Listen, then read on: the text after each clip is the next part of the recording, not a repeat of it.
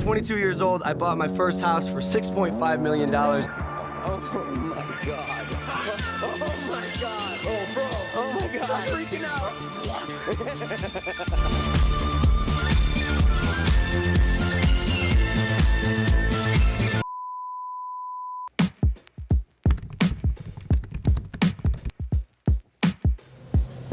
How much money do the highest paid YouTubers actually make? As someone who makes videos on this platform, getting paid pretty much helps support what I love to do, but I never really knew if it was realistic for me to make videos and make money because it just seemed too good to be true. Nowadays, I think we know a lot of YouTubers on this platform that are very successful, and of course, success isn't necessarily just how much money you make, but financial security is something that is very important. And I also recently found an article that said that kids in the United States want to be YouTubers more than any other profession, such as being a doctor or a lawyer. Out of all the jobs, they want to be YouTubers. And if you want to be a doctor or a lawyer, then you can pretty much just search online and see how much a doctor or a lawyer on average actually makes. But there's not a lot of information on how much a YouTuber or a creator on this platform can actually make. So we are gonna try to figure it out. Also, real quick, I'm at this airport right now filming this. I have like an hour before my flight to LA,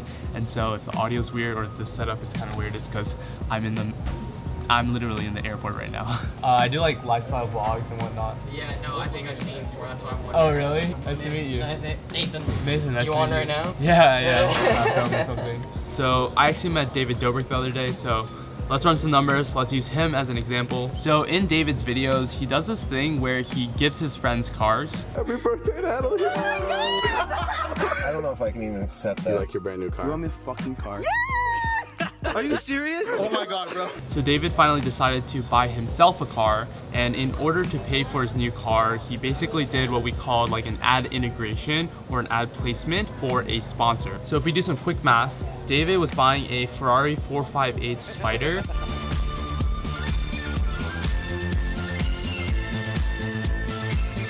which goes for around $250,000 brand new. And in the video, David basically gave a shout out to the sponsor for 20 seconds, and the sponsor gave him half of that $250,000. I wanted to maybe get myself a Ferrari, and I wanted to see if you guys could help. Okay. How much? I can help you, but it depends on what I'm getting. I'll pay for half. I'll pay for half. Okay, I can get you the other half. So for this particular brand, they were willing to pay David $125,000 for a 20-second shout out on his videos. So you guys are probably like, wow, $125,000. That's a lot of money for a 20-second shout out. And yes, it is. But also keep in mind that this video actually got 8.9 million views. And to put that into perspective, a huge international tennis tournament such as Wimbledon will get, I don't know why I'm talking about tennis, I know nothing about tennis, but Wimbledon apparently gathers around 9 million viewers, and that's basically the same amount of people who watch David's video. And another interesting thing is there's $50 million worth of prize money for players in a tennis tournament like Wimbledon. It says here that in 2018, the champions of Wimbledon took home $2.5 million. The reason that's interesting is because something like one YouTube video gets the same amount of views as something as international as Wimbledon, a huge tennis tournament. So suddenly that $125,000 for a 20-second shout out doesn't seem like a ton compared to the $50 million in prize money that's accumulated through sponsors. That's accumulated by sponsors who are willing to pay money in order to get in front of the eyes and the viewers of the around 9 million viewers that watch this tournament. So David, maybe you should actually be asking for more money. I also want to talk about Stephan. He's a YouTuber that makes videos about finance, about real estate, that type of thing. And he openly shared in a video, guess how much he made, guys? Guess how much he made in 1 month. All right, so welcome to the analytics of my channel. We got the last 30 days here from March 25th to April 23rd. Almost 10.3 million views in a single month, which is just I'm lost for words. Don't even know what to say on that. But here's the point. You guys want to figure out how much this equates to in terms of ad revenue. And here we go.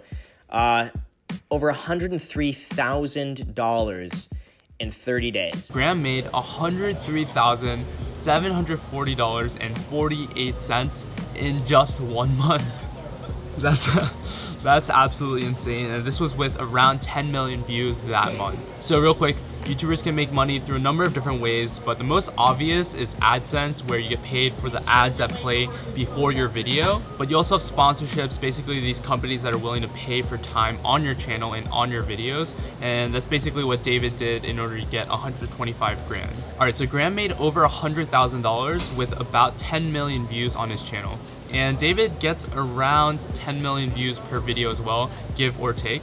And so does that mean he's getting 100 grand for every single video? Absolutely not. So the way YouTube works and the way you get paid on YouTube, it really depends on this thing called your CPM, which stands for, what does CPM stand for? It stands for cost per milli, and milli means like thousand. So it's basically the amount of money you make per 1,000 views. So someone like Graham has a very high CPM, which means he gets paid more for every 1,000 views because the brands that advertise on his channel are finance-based, and so they probably have a larger budget for something like marketing. A common misconception is that the number of subscribers you have determines the amount you get paid on YouTube.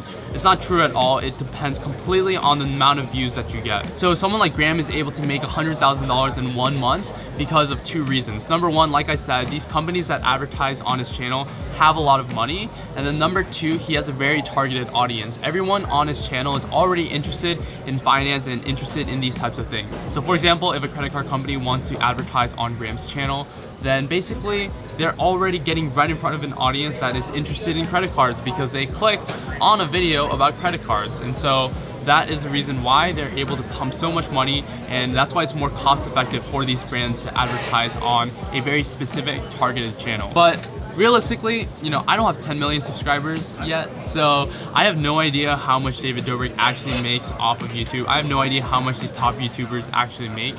But I do have a friend that has around 170,000 subscribers, and so I can give you a better idea and a more accurate look into how much someone with that amount of subscribers and that amount of views can actually make. So I'm gonna show you guys 2 videos from my channel. The first video I'm gonna show you is this video called How YouTube Changed My Life Overnight. The video got 57,000 views and I earned around $91 with that video. And I would say this is pretty typical, around $100 for 50,000 views. And this is for my CPM and for my niche. And it's because it's pretty broad and pretty general, so it's not really targeting anyone, and it's not really in a lucrative niche either, like real estate or credit cards. But if you compare that with another video I made called NYC Apartment Tour 2019 Summer Intern, basically I made around $750 for around 300,000 views. So if you do the calculation, I made more money per 1,000 views on this video than my other video, and the reason for that is because it's a video about real estate and it just makes more money off of YouTube. Again, the reason being it's more targeted audience. People who are clicking on this video are probably interested in some type of real estate, and also it is very, very lucrative to be in real estate, and so these advertisers have more money to spend on advertising. The vast majority of my videos are not monetized because I use copyright music on my videos, and I get this question all the time, you know, Elliot, how do you use copyrighted music on your videos? Basically how it works now is you can use some copyrighted music, but all the money that you make from your videos goes towards the music labels that owns the rights to the music. So yeah, I use copyrighted music in pretty much every single one of my videos, so pretty much every single one of my videos are not monetized. Yeah, money's great, but I care more about having a good video, so that's why I use copyrighted music, and I know people are literally so mad at me because I'm losing hundreds of dollars every single time I post. The reason for that is just I don't really care about the money right now. Like, I'm just focused on creating good content, and music is a big part of that for me. But yeah, that's just the decision I made, so I guess I'll stay broke. Okay, so we found out that someone with 100,000 subscribers can make more money than someone with, let's say, 1 million subscribers. So does that mean you should go make videos about credit cards now? Of course, so you can make more money. No, I'm joking. And the reason is you wouldn't make it very far if you're making videos about something you're not actually passionate about. If you're just in it for the money, I guarantee you won't make it far. So just focus on what you're passionate about. If you're trying to get started with YouTube, you know, don't worry about the money. It's not really important at the beginning. It's not a lot in the beginning at all. So really just focus on the content first, and you'll make it further than if you're focusing just on the money. You guys saw that video that I just pulled up with the ad revenue, but my life literally changed with YouTube. I started around 8 months ago, and so much has changed. You know, obviously getting paid through YouTube has been really liberating, just because I get to create content and it's what I love to do, and so getting paid to do that is really amazing. It's getting really loud at this airport and my flight board's in 5 minutes, so guys, I made it to LA. I'm editing this video right now so I can put it up by today.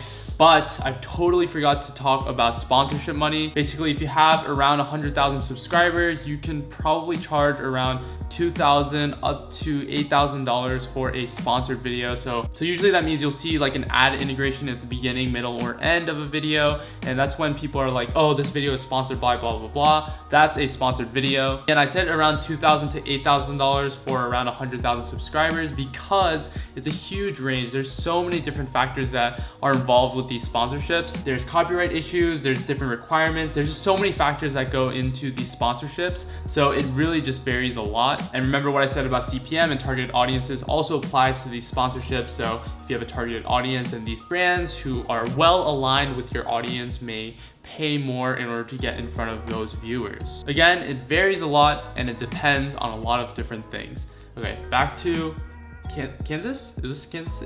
Wherever this airport is. I'm gonna end this video here, but if you enjoyed this video, please drop a like. If you're new here, don't forget to subscribe. And sorry this was a little bit rushed. It's getting like really loud at this airport now, so I'm trying to wrap it up and go catch my flight to Los Angeles. Hopefully that was interesting. If you guys have any questions at all, just leave them in the comments and I'll respond. And yeah, that's it. I have a lot of new videos coming out. I'll plug my Instagram and I'll catch you guys in the next one.